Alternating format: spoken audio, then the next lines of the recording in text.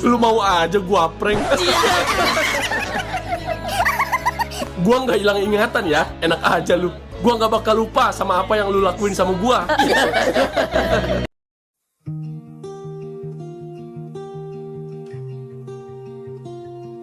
Siang itu di belakang rumah sakit, udara terasa panas dan sesak. Di sana, aku berdiri, berhadapan dengan pria berjas rapi ayahnya Jerry.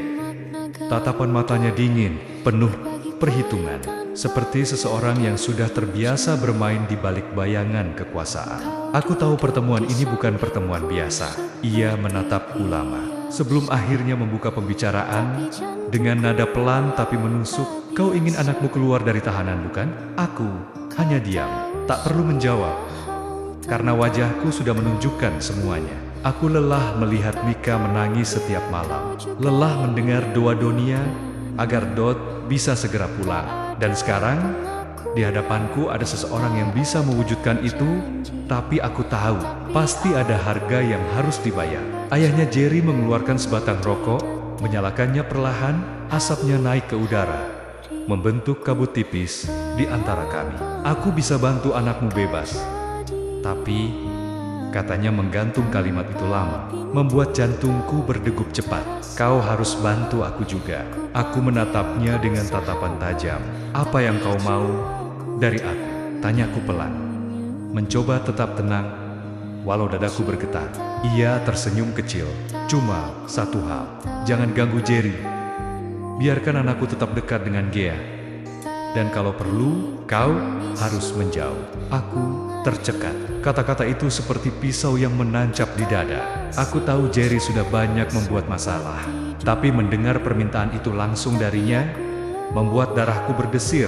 Namun saat aku mengingat Dot yang kini berada di balik jeruji, aku tak punya pilihan lain. Baik, jawabku akhirnya. Suaraku serak.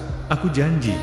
Dua kata itu terasa ringan saat keluar, tapi beratnya seperti batu yang menimpa seluruh hidupku. Aku tahu, sejak detik itu, aku tak lagi bebas sepenuhnya. Kami berjabat tangan tanpa senyum.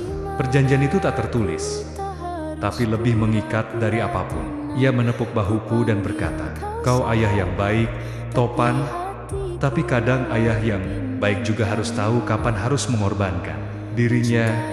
Kalimat itu terus terngiang di kepalaku, bahkan setelah aku meninggalkan tempat itu. Dalam perjalanan pulang, pikiranku kacau. Aku memikirkan Mika dan Dot. Bagaimana nanti jika mereka tahu apa yang kulakukan? Apa mereka akan marah? Atau justru kecewa? Karena aku membuat kesepakatan dengan musuh, tapi untuk mereka.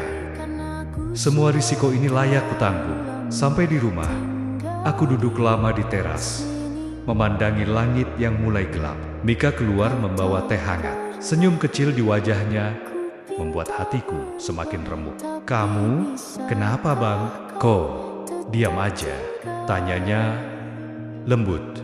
Aku hanya menggeleng pelan, menatap matanya yang penuh kasih. Dalam hati aku berbisik, maaf Mi, aku nggak bisa cerita sekarang. Tapi semua ini demi kamu, demi keluarga kita. Air mataku hampir jatuh, tapi kutahan.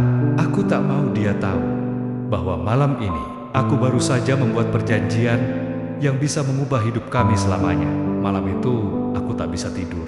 Aku terbayang wajah Dot di ruang tahanan. Wajah yang lelah, tapi masih berusaha tersenyum. Ketika terakhir kali kami bicara lewat kaca, aku berjanji dalam hati, nah, sabar ya, ayah akan pastikan kamu bebas. Walaupun aku harus kehilangan segalanya.